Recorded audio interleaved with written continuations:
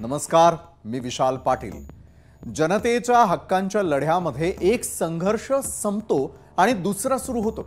एका समाजाची मागणी ऐकून घेतली जाते तर दुसऱ्या समाजाच्या मनात अस्वस्थतेची ठिणगी पडते।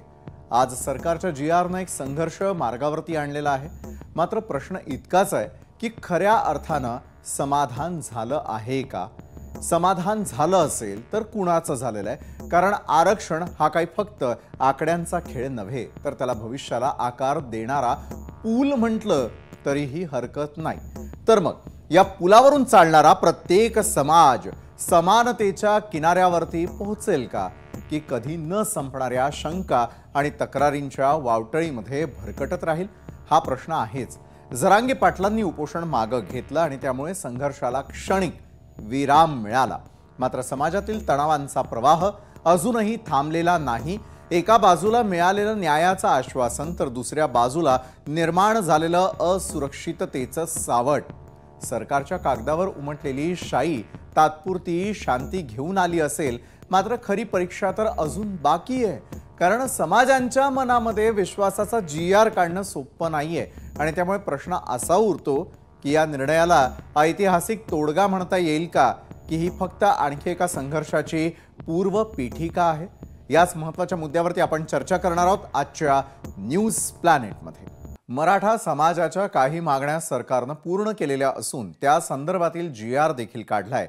मात्र आता ओबीसी समाज हा मात्र अस्वस्थ झालाय।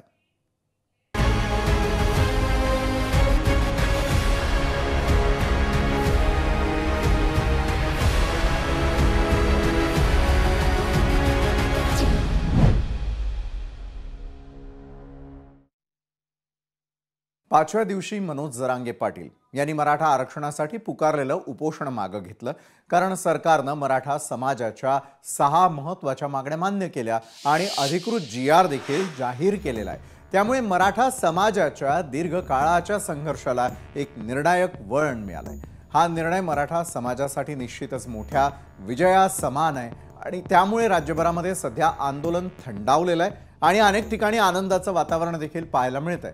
लढ्याला यश मिळाल्यानंतर संपूर्ण राज्यभरामध्ये मराठा बांधव विजयोत्सव साजरा करताना दिसून आले।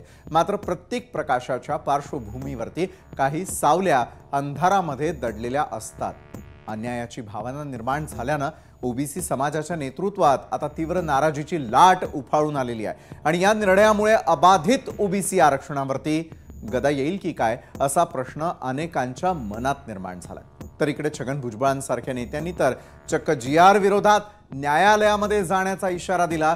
त्यामुळे हे वेगळं नाही की या वादामुळे पुढील काही दिवसात व्यापक आंदोलनाचा उदय होण्याची शक्यता मोठ्या स्वरूपात आहे। सरकारने जीआर दिला, मात्र त्यावर सामाजिक स्तरावरती एक मत होताना दिसून येत नाहीये। त्यामुळे या रणभूमीमध्ये कोण बाजी मारणार? जरांगेंना जे अपेक्षित होतं ते खरंच साध्य झालंय का? तसंच सरकारने जरांगेंच्या मागण्या मान्य करत जो जीआर काढलाय त्याला खरंच ऐतिहासिक तोडगा म्हणता येईल का?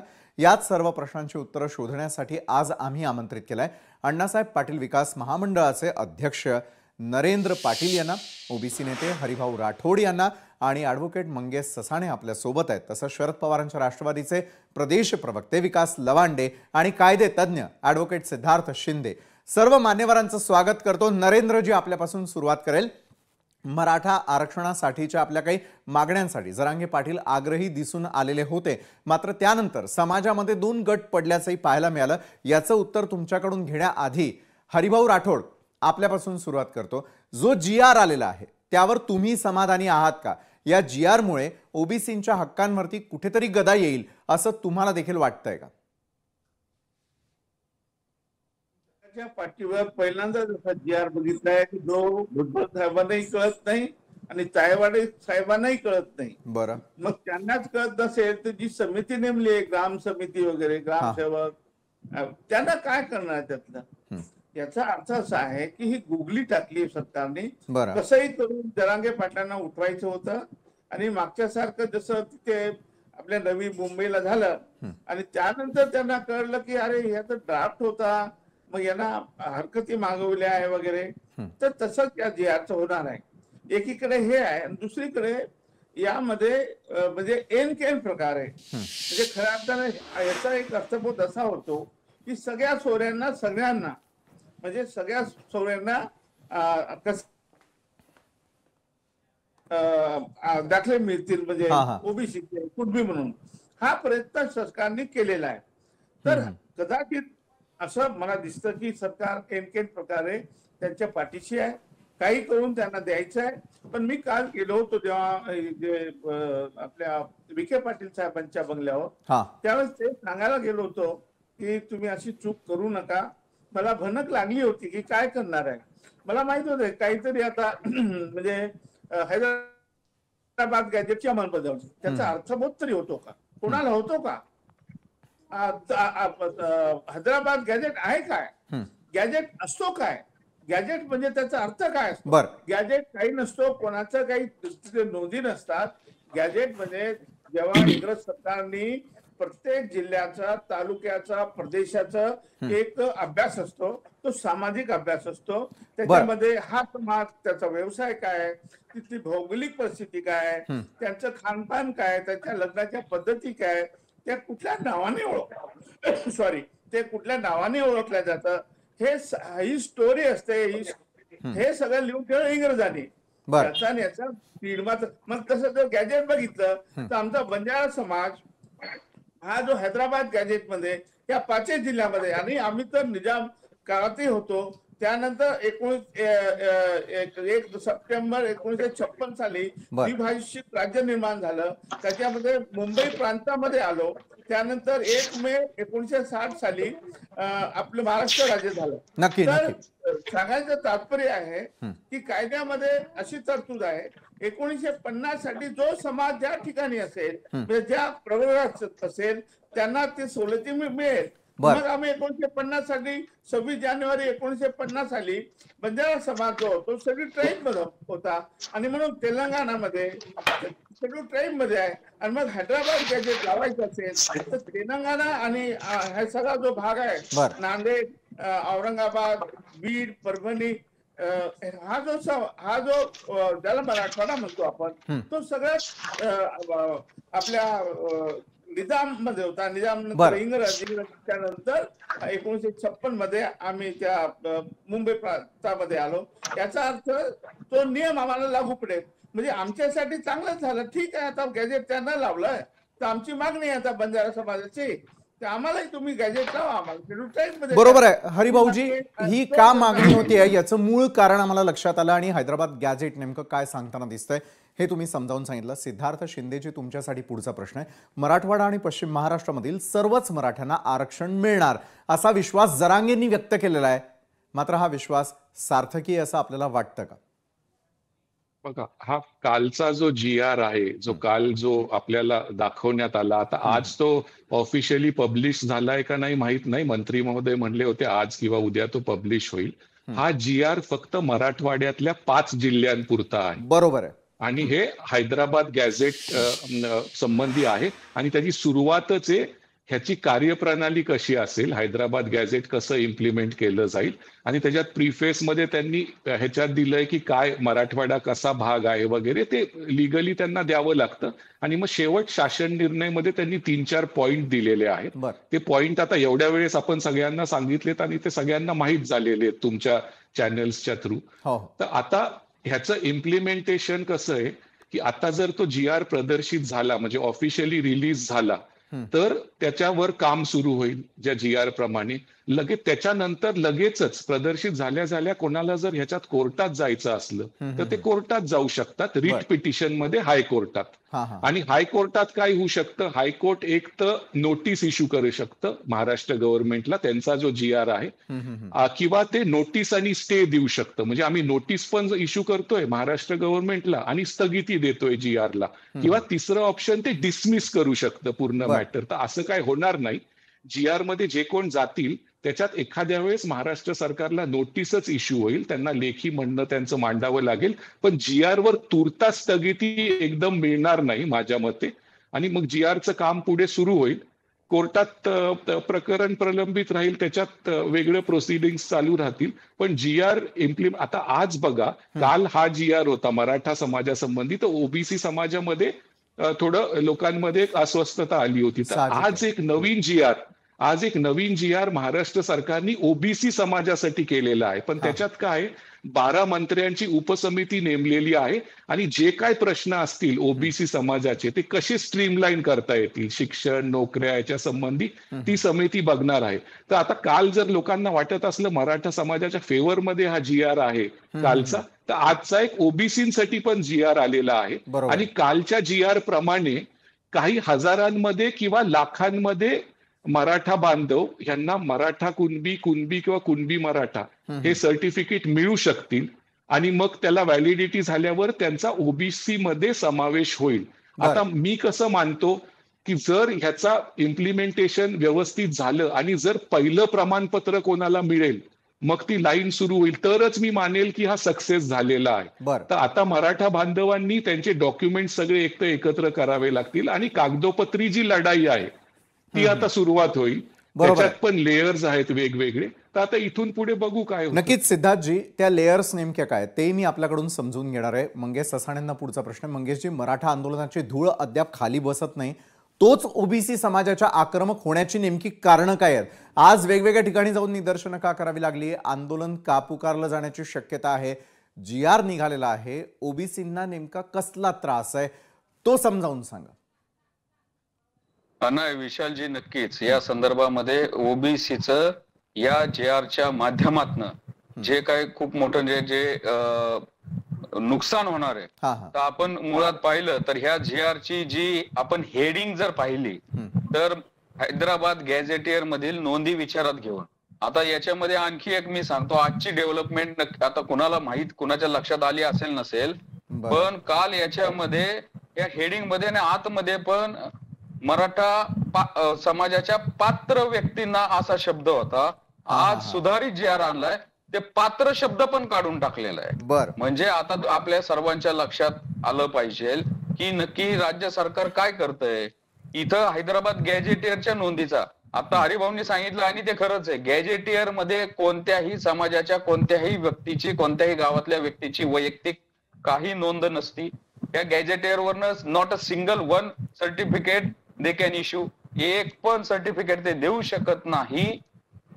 पण याच्या आतमध्ये जे दिलेलं आहे, म्हणजे त्यांना जे साधायचं होतं, जो सगळे सोयरेचा 1.5 वर्षापूर्वी अध्यादेश आला होता, ड्राफ्ट नोटिफिकेशन, आणि त्याच्यामध्ये सगळ्या सोयऱ्यांना आणि गणगोतातल्या लोकांना ऍफिडेव्हिट वरून जातीचा दाखला द्यायची जी त्यांनी सोय केली होती, इथं सगळे सोयरे आणि गणगोताला त्यांनी पर्यायी शब्द निवडले, शब्द आणि त्याच्यामध्ये टाकले नाते संबंधातील कॉमा कुळातील.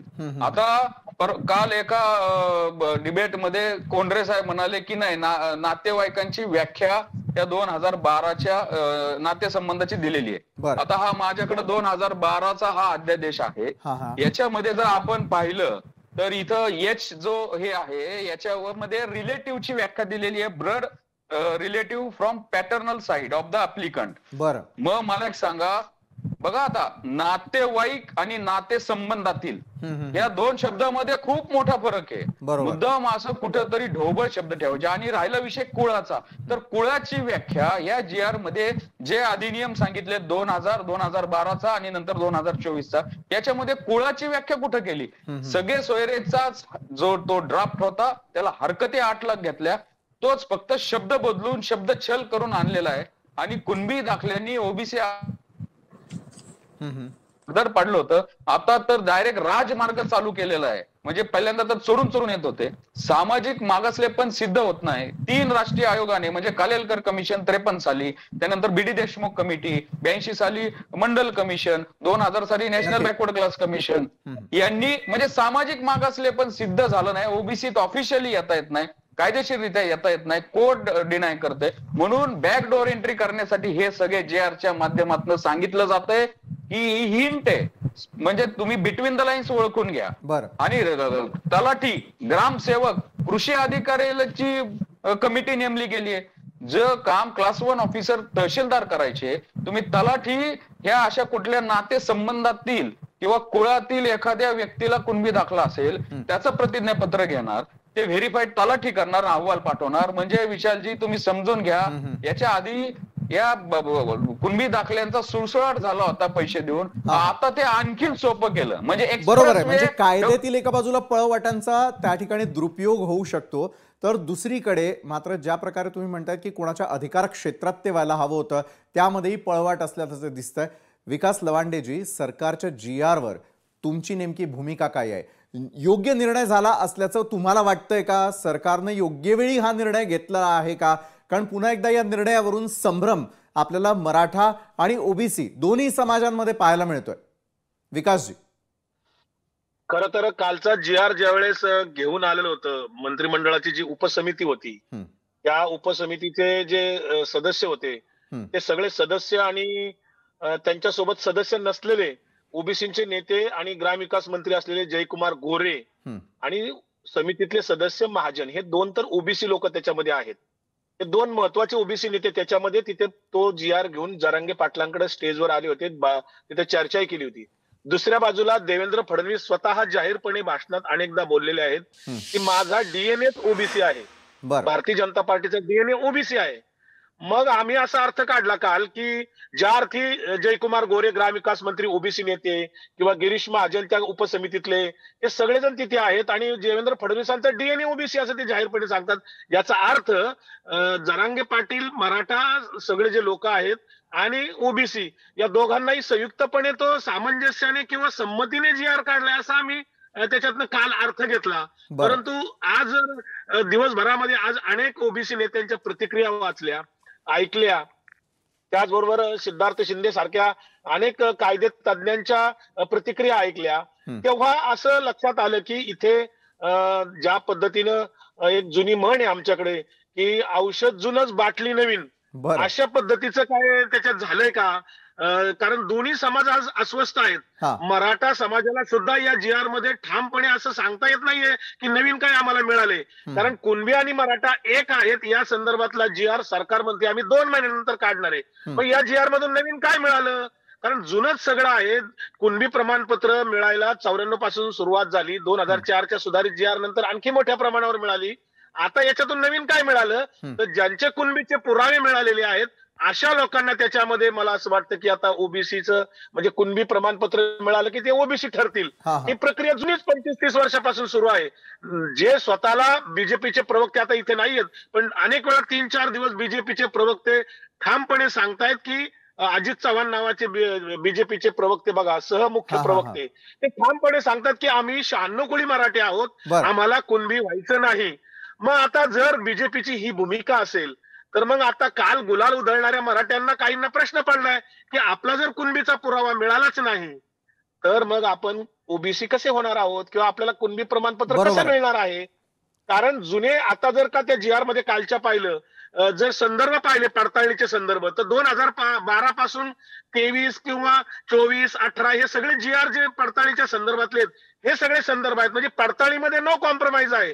कुणालाही आता जात पडताळणी करून घ्यायची असेल तर ते पुरावे द्यावेच लागतील. केवळ गॅजेटियरचा पुरावा तिथे कितपत ग्राह्य धरला जाईल पडताळणी समितीवर हा प्रश्न शिल्लक राहतो. परंतु इथे फडणवीस किंवा भारतीय जनता पार्टीचं सरकार 2 मराठा उपमुख्यमंत्री असलेल्या त्या दोन्ही नेत्यांना मात्र याच्यामध्ये बाजूला ठेवलंय का काय असं स्पष्टपणे त्याच्यात दिसतं. बरोबर आहे विकासजी, तुम्ही अगदी मूळ मुद्द्याकडे पुन्हा एकदा चर्चा आणलेली आहे की तुमची भूमिका काय ते तर आम्ही समजूनच घेतलं. मात्र दुसरीकडे सरकारनं अशा प्रकारचा GR काढल्यानंतर दोन्ही समाजांमध्ये अस्वस्थता का पसरलेली आहे? अनेक प्रश्नांची उत्तरं मिळत नाहीये. GR आल्यानंतरही तो समजावून घेण्याचा आपण सगळेजण अजूनही प्रयत्न करतोय. कायदेतज्ञांसह या पॅनलमध्ये अनेक मान्यवर आहेत. नरेंद्र पाटील सुद्धा जोडले गेलेले आहेत. नरेंद्र पाटीलजी, एका बाजूला इतका मोठा निर्णय घेतल्यानंतरही 2 समाजामध्ये अजूनही का संभ्रमावस्था आहे? का ओबीसींना या संदर्भामध्ये निदर्शनं करावीशी वाटतायत? का या संदर्भामध्ये आंदोलन पुकारलं जाऊ शकतं? 4 दिवसांचा अल्टिमेटम हा सगळा निर्णय समजून घेऊन सरकारला देण्यात आलेला आहे. नरेंद्र पाटीलजी, मी आपल्याकडून आपली भूमिका, सरकारची भूमिका स्पष्टपणे समजून घेणार आहे. नरेंद्रजी, मराठा आरक्षणासाठीच्या आपल्या काही मागण्यांसाठी स्वतः जरांगे पाटील आग्रही होते. सरकारनं त्यांच्या मागण्या मान्य केल्यानंतर त्यांनी उपोषणही सोडलं. मात्र त्यामुळे मराठा समाजाला जे हवं होतं ते खरोखर मराठा समाजाला साध्य झालेलं आहे असं आपल्याला वाटतं का?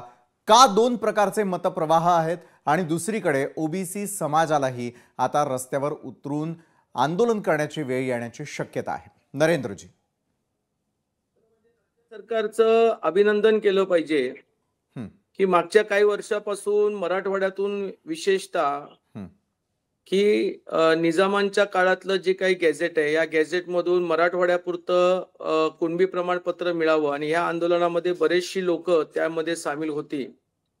जरंगे पाटलांचं जे मुंबईमध्ये आंदोलन झालं त्या आंदोलनाला राज्याच्या मुख्यमंत्र्यांनी दखल घेतली आणि विशेष म्हणजे आमचे मुख्यमंत्र्यांच्या बरोबर आमचे उपमुख्यमंत्री एकनाथ शिंदे साहेब पण आहेत आणि आमचे उपमुख्यमंत्री अजितदादा पवार पण आहेत आणि उपसमितीचे अध्यक्ष आदरणीय राधाकृष्ण विखे पाटलांनी प्रत्यक्षामध्ये आंदोलनकर्ते जरांगे पाटलांची भेट घेत असताना तिन्ही पक्षाचे मंत्री उपसमितीचे असणारे मंत्री हजर होते.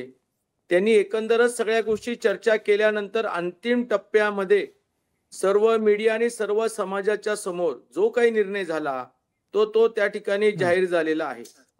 आता याच्यामध्ये मगाशी थोड्या प्रमाणामध्ये मी चर्चा ऐकली तर माझ्या लक्षात येतं की उगीच आमची जे भाऊबंद आहेत आम्ही सगळ्यांना काय म्हणतो की 12 बलुतेदारांनी 18 पकड जाती.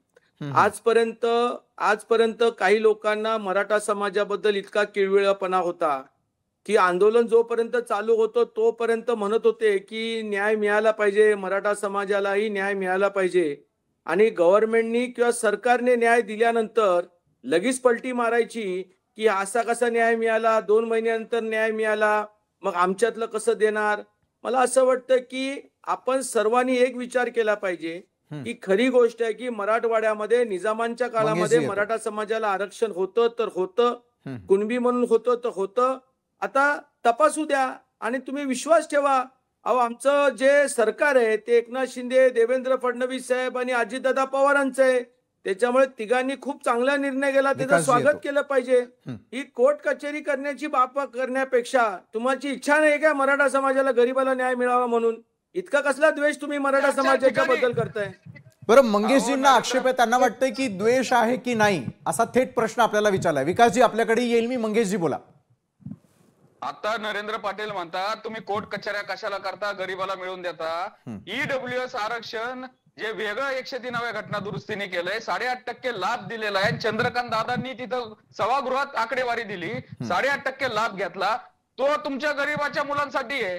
10% एससीबीसी आरक्षण या तुमच्या नरेंद्रजी या फडणवीस साहेबांनीच दिलेले 10% आरक्षण ते पण चालू आहे. आता 19% 450 जातींच्या ताटामध्ये येऊन बसायचं. तुम्ही म्हणताय आमचं का भगवत नाही कोर्ट कचऱ्या करायच्या? म्हणजे एका समाजाला 4 ठिकाणी आरक्षण, कुणबी दाखल्याने आरक्षण आणि ज्या वेळेला विदर्भामध्ये ज्या वेळेला पंजाबराव देशमुखांनी मराठा कुणबी हा समान आहे, हा समान झाल्यानंतर कुणी विरोध केला नाही आणि मराठवाड्यामध्ये आणि विदर्भामधली ही जवळपास नातीगोती सेमच आहे. मग तुम्ही आम्ही मराठवाड्यापुरतं मागतोय ना, आम्ही हैदराबाद गॅझेट हे मराठवाड्यापुरतं मागितले ना. एवढं काय तुम्ही चिडायची गोष्ट आहे? आणि काल जीआर आलाय, अजून त्या जीआर तर्क होऊ द्या, त्याच्यामध्ये अभ्यास होऊ द्या आणि एकदा होऊ द्या. काय लगेच आपण कशाला द्वेष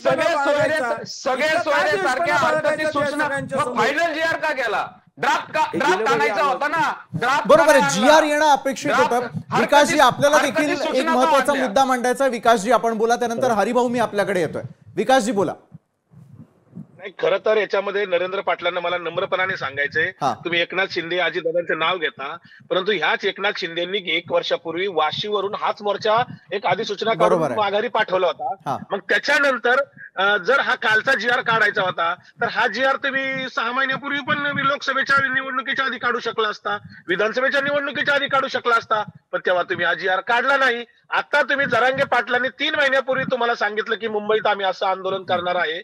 जर तुम्हाला ही तारीख कळवली होती, जाहीरपणाने माहिती होतं सगळ्या महाराष्ट्राला, सरकारला माहित नव्हतं का जरांगे पाटलांचं इथे यायचे?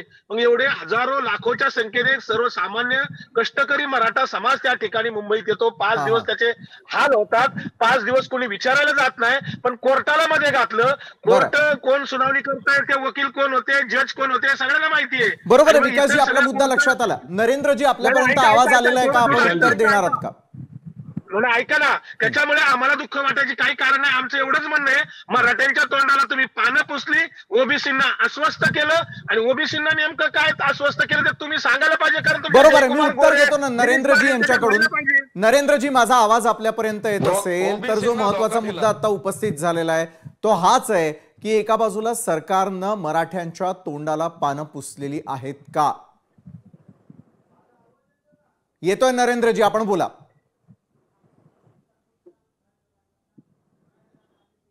बरं नरेंद्रजी, काही तांत्रिक कारणामुळे आपलं उत्तर आमच्यापर्यंत येऊ शकत नाही. मी आपल्याशी पुन्हा एकदा जोडला जाईल. हरिभाऊ, जसं आता विकासजींनी एक महत्त्वाचा मुद्दा उपस्थित केला, मंगेश ससाण्यांनी देखील उपस्थित केला, मला देखील आपल्याला एक प्रश्न विचारायचा आहे. ज्यावेळेला राधाकृष्ण विखे पाटील त्या ठिकाणी जातात त्यावेळेला तुम्ही देखील त्यांना एक फॉर्म्युला दिलेला होता. या फॉर्म्युलाचा विचार कुठेतरी सरकारनं केलेला आहे का? मराठा असतील किंवा ओबीसी असतील, आरक्षणाला विरोध तर कुणाचाच दिसत नाही, मात्र आपल्या ताटातलं आपल्या हक्काचं आरक्षण कुठेतरी जाऊ नये हा देखील एक आक्षेप असल्याचं दिसतंय. हा फॉर्म्युला अगदी थोडक्यात काय? राधाकृष्ण विखे पाटलांनी हाच फॉर्म्युला मंगेशजींनी जसं म्हटलं तशाच प्रकारे मनोज जरांगे पाटील यांच्या समोर मांडला गेला का?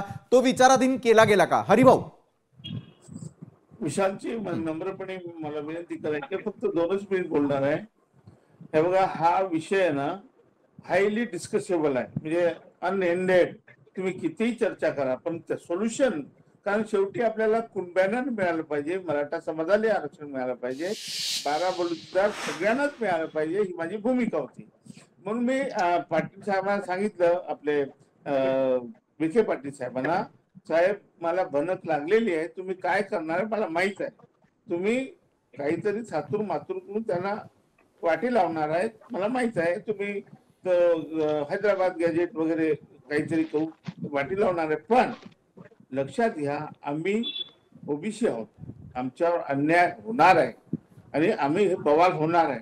आज त्यांना वाटत असेल, इव्हन मुख्यमंत्र्यांना सुद्धा काल पण त्यांनी पेढे वाटले, पण विशालजी आज त्यांच्या लक्षात आलं असेल की आपलं चुकलंय कुठे. सगळा ओबीसी समाज उठलाय, सगळ्या गावागावामध्ये डोळ्यात अश्रू आहे लोकांचे. त्यांचे लेकरं बाळ ते कसे शिकतील, ते डॉक्टर इंजिनियर कसे होतील, नोकरी कशी लागेल त्यांना. आणि त्यासाठी परत नम्रपणे मी सांगतो आपल्याला, नरेंद्रजी येतोय, कर्पुरी ठाकूर, विशालजी कर्पुरी ठाकूर फॉर्म्युला अप्लाय करा. तो तुम्हाला तुमच्या मोबाईल मध्ये विचारा, कर्पुरी ठाकूर फॉर्म्युला म्हणजे काय. ज्या फॉर्म्युल्यासाठी त्यांना भारत रत्न मिळालेला आहे. त्यानंतर माननीय मोदी साहेबांनी 2017 साली एक जिओ काढला आणि जस्टिस रोहिणी आयोग नेमला राष्ट्रपतीच्या मान्यतेने. त्या जिओ मध्ये स्पष्ट म्हटलेलं आहे की देशातील 27% आरक्षण मध्ये काही ठराविक दबंग जाती आहेत, या मराठ्यासारख्या, कुर्मी, त्यानंतर यादव वगैरे वगैरे. तर ह्या जातीत सगळं आरक्षण लपास करत आहेत आणि जो छोटा छोटा समाज आहे त्याला काही मिळत नाही. आज आपल्या महाराष्ट्रातले निकाल बघा, आमचे 12 बोलतात, ज्याला म्हणतो आम्ही नाविक, खाती, वाडी, लोहार, सोना सुद्धा एक तरी डॉक्टर होत आहे का गेले 50 वर्ष. मग हे आरक्षण कोणाला जात आहे? प्राध्यापक आमचे होतात का? नाही होत. हे आरक्षण कोणाला जात आहे? म्हणून माननीय पंतप्रधान साहेबांनी आणि राष्ट्रपतीच्या मान्यतेने जी भूमिका घेतली होती तीच भूमिका. आणि महाराष्ट्रासाठी विशालजी नवीन नाही आहे. विशालजी सगळ्यात पहिल्यांदा वसंतराव नाईकांनी हा फॉर्म्युला महाराष्ट्रात लावला. बरोबर. तो ओबीसी मधून 4% भटक्यांना दिलं होतं. त्यानंतर मंडल आयोग लागू करताना मान्य शरद पवार साहेबांनी हाच फॉर्म्युला उचलला आणि जे धनगरांची मागणी होती त्यांना वेगळं आरक्षण दिलं, बंजाऱ्यांना वेगळं आरक्षण दिलं. त्यामध्ये मी फॉर्म्युला दिलेला आहे तो 1993. आपण हा फॉर्म्युला दिला, मात्र आपण दिलेल्या फॉर्म्युलाचा, ओबीसींचा, मराठ्यांचा, त्याचबरोबर यापूर्वी अशा प्रकारे अनेक आयोगांनी केलेल्या सूचनांचा कुठेतरी विचार झाला का, याचं उत्तर नरेंद्रजी मी आपल्याकडून घेणार आहे. आपण तांत्रिक कारणानंतर आमच्या सोबत जोडला गेलेला आहात. सिद्धार्थजी मी आपल्याकडे देखील येणार आहे, कारण कायद्याच्या दृष्टीनं एखादा GR काढल्यानंतर तो टिकवून ठेवणं हे देखील गेल्या कित्येक वर्षातलं असलेलं चॅलेंज सगळ्याच सरकारसमोर आपल्याला पाहायला मिळालेलं होतं. मात्र पुन्हा एकदा GR काढल्यानंतर खरोखर न्याय मिळणार आहे का, या अनुषंगाने या दोन्ही मान्यवरांबरोबर देखील चर्चा सुरू राहील. मात्र खरोखर नरेंद्रजी, एका बाजूला जी संभ्रमावस्था आहे ती दूर करण्यासाठी आत्ता काय करणार आहात? खरोखर मराठ्यांना न्याय मिळाला का? ओबीसींवरती कुठेतरी यामुळे अन्याय होणार आहे ही जी भावना आहे त्याला कसं उत्तर देणार आहात नरेंद्रजी? तर पहिलं तर विषय असा आहे की जरा माझं नेटवर्कचा इश्यू असल्यामुळे मला बऱ्याचशा वेळेला आपल्या पॅनलिस्ट लोकांनी काय बोललं हे मला ऐकता आलं नाही. परंतु मी एवढंच म्हणेल की मी आता भुजबळ साहेबांचे पण सकाळी बातमी ऐकली. भुजबळ साहेब म्हणतात अभ्यास करणार आम्ही, करू दे अभ्यास. राज्य सरकारने पण अभ्यास केलेला आहे. कालच GR आलेला आहे. उलट आमचे काल आंदोलकन पण म्हटले होते की या GR मध्ये काही त्रुटी असतील तर आम्ही परत विखे पाटलांना सांगू. आणि विखे पाटील साहेब म्हणजे राधाकृष्ण विखे पाटील साहेबांनी हे मान्य केलं की यदा कदाचित जर त्यामध्ये काही त्रुटी असतील तरी आम्ही त्याच्यामध्ये सुधारणा करू. आता मूळ मुद्दा जो आहे की ज्या 58 लाख नोंदी हे सुक्रे कमिटीच्या माध्यमातून जे सापडण्यात आलेलं आहे त्यांचा जर मुद्दा राहिलेला नाही. आता राहिलेला जो मुद्दा किती लोकांचा आहे तो एकदा पाहावा लागेल ना. परंतु सरकार मराठा समाजाकरिता, मराठवाड्याकरिता, निजामांच्या काळातलं गॅझेट, हे सगळ्या गोष्टीबद्दल, हैदराबाद गॅझेट याच्याबद्दल सकारात्मक आहे. आणि त्याबद्दल सरकार पण या सगळ्या गोष्टीबद्दल ज्या काही कोर्टाच्या भाषा होतील त्यावेळेला ते टिकवण्याचं काम सरकार पण करेल. आणि आम्ही तिघं एकत्र आहोत ना, एकनाथ शिंदे साहेब, अजितदादा पवार आणि फडणवीस साहेब, आम्ही तिघे एकत्रपणे येऊन मराठा समाजाला जो शब्द दिलेला आहे तो आम्ही नक्की त्या ठिकाणी पूर्ण कुठे. नरेंद्रजी, या ऐतिहासिक क्षणाला राज्याचे मुख्यमंत्री, उपमुख्यमंत्री कुठे होते? मी आपल्याकडे येईल. मात्र सिद्धार्थजी, अगदी थोडक्यात मला आपल्याकडून समजून घ्यायचं आहे की एका बाजूला GR निघतो, संभ्रमावस्था कायम असते, मात्र खऱ्या अर्थानं आरक्षण, आजचा काळ आणि या आरक्षणावरती काढलेले सरकारी तोडगे किंवा राजकीय पक्षांचे हेवे दावे कुठपर्यंत सहन करायचे, एखादं कायद्यामध्ये रूपांतर होण्यासाठी लागणारा कालावधी तो देखील लक्षात घेऊनच सरकार निर्णय घेतं का? सिद्धार्थजी. विशालजी, आता पण मी हे सहनच करतोय. 20 मिनिटं मला बोलायचा वेळ नाही, चान्स नाही मिळाला. पण मी सांगू इच्छितो, स्पष्टता देऊ इच्छितो की सगळे सोयऱ्यांचं हे गॅझेट नोटिफिकेशन होतं, त्यामुळं त्याच्यात हरकती वगैरे मागवल्या होत्या. हा शासन निर्णय आहे. तर हा शासन निर्णयामध्ये कसल्या हरकती? तो तर निर्णय झालेला आहे, राज्यपालांनी त्याच्यावर स्वाक्षरी केलेली आहे, त्यामुळं हा शासन निर्णय आहे. गॅझेट जे असतं त्याच्यात लिहिलेलं असतं एवढे हजार हे लोक आहेत. मराठा, निजाम गॅझेट, हैदराबाद गॅझेटमध्ये लिहिले मराठा हे कुणबीच म्हणजे कसणारेच आहेत, कापू आणि मराठा, तर त्याच्यात स्पेसिफिकेशन आहे. आता जे गॅझेटमध्ये नावं कुळांच्या नोंदी वगैरे नाहीयेत, त्याच्यासाठी तर शिंदे समिती, न्यायमूर्ती शिंदे समिती काम करत आहे. नॅशनल आर्काइव्हजला आले, दिल्लीला, हैदराबादच्या आर्काइव्हजला गेले, त्याच्यात कुळांचे नावं शोधले. तर हा आता प्रश्न तो झाला. आता GR जो आहे तो काढलेला आहे, हा एक छोटा पाऊल आहे आणि सरकारने तो केलेला आहे. जरांगे पाटीलांनी पण तो काही अंशतः मान्य केलेला आहे. म्हणजे त्यांनी उपोषण सोडलेलं आहे. तर आता कोर्टात तो GR टिकवायचं काम हे सरकारचं आहे. माझ्या मते हा एक छोटेखानी पाऊल आहे. मी कुठल्या राजकीय पक्षाचा नाहीये, त्यामुळे मी कोणाच्या फॉर अगेन्स्ट बोलू शकत नाही. लवांडे साहेब म्हणले की आधी का नाही केलं वगैरे, आधी नाही केलं तर आत्ता तरी केलंय. त्यामुळे कधी सुरुवात तर झालेली आहे. आणि आज एक ओबीसी संबंधी पण GR शासनाने काढलेला आहे, त्यामुळे बॅलन्स करायचा प्रश्न आहे. आणि काही जणांचं म्हणणं आहे की कालच्या GR मध्ये काहीच नाहीये वगैरे. मग त्याच्यात काहीच नसलं तर मग काहीच उपयोग होणार नाही ना, कशाला मग कोर्टात जायचं किंवा काय. त्याच्यात काहीतरी आहे, कारण मराठा समाजातल्या, गरीब मराठा समाजाला, मराठवाड्यातल्या मराठा बांधवांना सर्टिफिकेट मिळणार आहेत. त्यामुळेच तर लोकांना, काही लोकांना चीड आहे. आता ती योग्य आहे, तर त्यांनी कोर्टात जावं आणि कोर्ट जे काय करेल ते सगळ्यांना मान्य होईलच. आणि सरकार त्यांचं काम करत आहे. मी काय सरकारच्या वतीने बोलत नाहीये, पण आता बोलावं लागणार, कारण सरकारने हा निर्णय दिलेला आहे. तर तो सरकार ते कोर्टात सपोर्ट करेल स्वतःचा निर्णय. उद्या कोर्ट त्याच्यावर काय म्हणेल, आणि जर कोर्टाने स्थगिती दिली तर सरकार त्याला जबाबदार असेल. कारण मुख्यमंत्री म्हणले आहेत की आम्ही सक्षम आहोत, आणि मुख्यमंत्री असंही म्हणले आहेत की घुसखोरी आम्ही ओबीसी मध्ये होऊन देणार नाही. घुसखोरी म्हणजे मॉब मेंटॅलिटी, एकदम खूप लोक येणार, पण काही थोड्या का होईना लोक येतील आणि त्यांना मग ऍडजस्ट करून घ्यावं लागेल ना. आणि जर तुम्हाला खूपच याची व्याप्ती वाढवायची असली तर मग घटना दुरुस्ती करा देश पातळीवर. तो खूप मोठा विषय आहे, त्याला खूप वेळ लागेल. आता तुर्तास जेवढं देता येईल तेवढं सरकारने माझ्या मते दिलेलं आहे. जेव्हा पहिलं प्रमाणपत्र मिळेल तेव्हा आपल्याला समजेल की ह्याच्यात किती दम होता. बरोबर आहे सिद्धार्थजी, कायद्याच्या दृष्टीने काय घडू शकतं हे अतिशय सविस्तररित्या आपण समजावून सांगण्याचा प्रयत्न केला, जो की विरोधकांना आणि सरकारला कुठल्या जबाबदारीला आणि कुठल्या गोष्टींना सामोरं जावं लागेल हे सांगण्यासाठी पुरेसं आहे. सर्व मान्यवरांकडे मी एकेका वाक्यात उत्तर अपेक्षित ठेवतो आणि प्रश्न केवळ आणि नेमका एवढाच आहे, काल हा महत्त्वपूर्ण निर्णय घेतल्यानंतर जर राज्याचे मुख्यमंत्री किंवा उपमुख्यमंत्री त्या ठिकाणी उपस्थित असते तर दोन्ही समाजांमध्ये हा संभ्रम झाला नसता, हे आपल्याला मान्य आहे का? नरेंद्रजी, एका वाक्यात आपल्यापासून सुरुवात करतो, मला प्रत्येकाकडे जायचं आहे. नरेंद्रजी. निर्णय मुख्यमंत्री महोदय साहेबांनी दोन्ही मुख्यमंत्री आणि उपसमितीच्या असणाऱ्या लोकांना विश्वासात घेऊनच घेतलेला आहे. त्याच्यामुळे याच्यामध्ये काही तफावत नाहीये आणि तिघांनी मिळून घेतलेला निर्णय राधाकृष्ण विखे पाटलांनी मंत्रिमंडळाच्या उपस्थितीमध्ये त्या ठिकाणी येऊन जाहीर केलेला आहे. मी या निर्णयाचं स्वागत करतो. विकासजी. मला असं म्हणायचंय की याच्यामध्ये आता पुन्हा मनोज जरांगे पाटलांना पुन्हा आंदोलन करायची, पुन्हा उपोषण करायची वेळ येणार नाही ना, ही आम्हाला सरकारकडनं अपेक्षा आहे. ती अपेक्षा आमची पूर्ण व्हावी, कारण आंदोलन किती वेळा करायचे एखाद्या विषयासाठी हा प्रश्न आहे. आणि दोन समाजामध्ये ओबीसी आणि मराठ्यामध्ये सरकारने वाद लावू नये. सरकार पुरस्कृत सरकारचीच माणसं ओबीसी आणि मराठा दोन्ही बाजूने जर त्या ठिकाणी बोलत असतील आणि या दोन समाजामध्ये ऐक्य बिघडत असतील, सामाजिक सलोखा बिघडत असतील तर हे महाराष्ट्राच्या प्रगतीला योग्य नाही. या दोन्ही समाजाचे शेतकरी लोक आहेत, शेतकऱ्यांची कर्जमाफी वगैरे असे आर्थिक स्वरूपाचे अनेक प्रश्न आहेत, जगण्याचे प्रश्न आहेत, बेरोजगारीचे प्रश्न आहेत. या प्रश्नावर जर सरकारने लक्ष दिलं तर मला असं वाटतं की आरक्षणाच्या सारख्या प्रश्नाकडे फार लोक तिकडे लक्ष देणार नाहीत, कारण मुळात लोकांचे जगण्याचे प्रश्न आहेत, आर्थिक स्वरूपाचे. बरोबर, त्यावर लक्ष देणं गरजेचं आहे. मंगेशजी. आणि दोन्ही समाज अस्वस्थ आहेत, याच्यावर सरकारने आत्मपरीक्षण करावं, कारण दोन्ही समाज अस्वस्थ होतात. हा फार मोठा गंभीर विषय. मंगेशजी, एका वाक्यात. आता मी एकदम स्पष्टपणे सांगतो, जर ओबीसी साठी मंत्रिमंडळ उपसमिती केली हीच समिती, कारण की तुम्ही ओबीसी एससी एसटी चे दाखले देण्याच्या महत्वपूर्ण कायद्यामध्ये संशोधन आणलंय.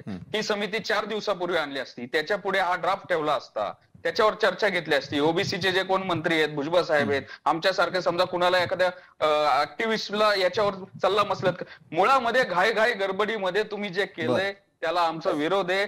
1.5 वर्षापूर्वी ह्याच ओबीसींनी भाजपला खूप मोठ्या प्रमाणात मॅन्डेट दिलं होतं, पण आज तुम्ही मनोज जरांगेंचं हे थोपवण्यासाठी ओबीसीच्या दाखल्या संदर्भामध्ये, ओबीसीच्या आरक्षणा संदर्भामध्ये हा जो अध्यादेश आणलाय यांनी ओबीसीचं खूप नुकसान होणार आहे. त्यामुळे नक्कीच आम्ही नाराज आहोत आणि ह्याची परतफेड आम्ही स्थानिक स्वराज्य संस्थांना करू. निश्चित. हरिभाऊ, एका वाक्यात.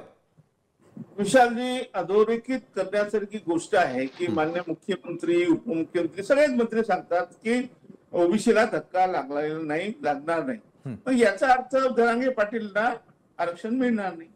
आणि जर जरांगे पाटील यांना आरक्षण मिळालं असेल, ते सांगतात त्यामुळे 2 कोटी लोकांना आता दाखले मिळणार आहे, तर याचा अर्थ ओबीसीवर प्रचंड अन्याय आहे. मग मुख्यमंत्री, उपमुख्यमंत्री असं का बोलतात, हा एक विषय. दुसरा, मान्य भुजबळ साहेबांचं अभिनंदन करायला पाहिजे की त्याने आज नाराजी व्यक्त केली आणि त्यांना 2 वाक्य म्हणजे जी आर आहे त्याच्या 2 वाक्याचा संभ्रम आहे, म्हणून ते कोर्टातही जाऊ शकतात असं ते म्हणाले की मी हायकोर्टात किंवा सुप्रीम कोर्टात जाईल, मी तज्ञांचा सल्ला घेतोय, मी त्याच्या पुढे जाऊन त्यांना सल्ला देईल की खरं म्हणजे त्यांनी राजीनामा द्यायला पाहिजे. त्यांनी राजीनामा दिला तर खऱ्या अर्थाने आमच्या ओबीसीचं ते नेतृत्व करू शकतील, खऱ्या अर्थाने म्हणजे मार्ग मोकळा.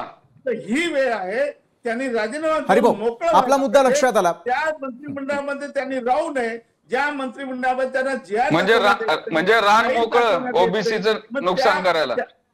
बरं, नक्कीच. सिद्धार्थजी, वेळ माझ्याकडे फार कमी आहे. सिद्धार्थजी, एका वाक्यात मला उत्तर आपल्याकडून अपेक्षित आहे. या आरक्षणामध्ये कोण जिंकलं, कोण हरलं? सिद्धार्थजी. अरे भाऊ, विलासजी, विशालजी, सिद्धार्थजी बोला. मी कृपया इतर मान्यवरांना थोडं थांबवेल. राजकीय आरोप प्रत्यारोप पासून मला दूर ठेवा. आता हे जे आहे हा एक छोटेखानी पाऊल आहे, आपल्याला पॉझिटिव्हलीच ते घ्यावं लागणार आहे ना. आणि ह्याच्यात मुख्यमंत्री का नाही आले, उपमुख्यमंत्री, उद्या कोण म्हणेल राज्यपालांची सही होती ते का नाही आले, ह्या मोडॅलिटीज मध्ये जायची गरज नाहीये. आणि उद्या जर काय उलट झालं तर सरकार त्याला जबाबदार असेल. बरोबर आहे. सरकारवरती आपण काही काळासाठी जबाबदारी जबाबदार असेल. निश्चित. सर्व मान्यवरांचे आभार. तुम्ही या चर्चासत्रात आमच्यासोबत जोडला गेलात त्यासाठी. वेळेची कमतरता आहे, त्यामुळे आजच्या न्यूज प्लॅनेटमध्ये वेळ झाली. इथंच थांबण्याची. ताज्या घडामोडींसाठी पाहायला विसरू नका लोकशाही मराठी.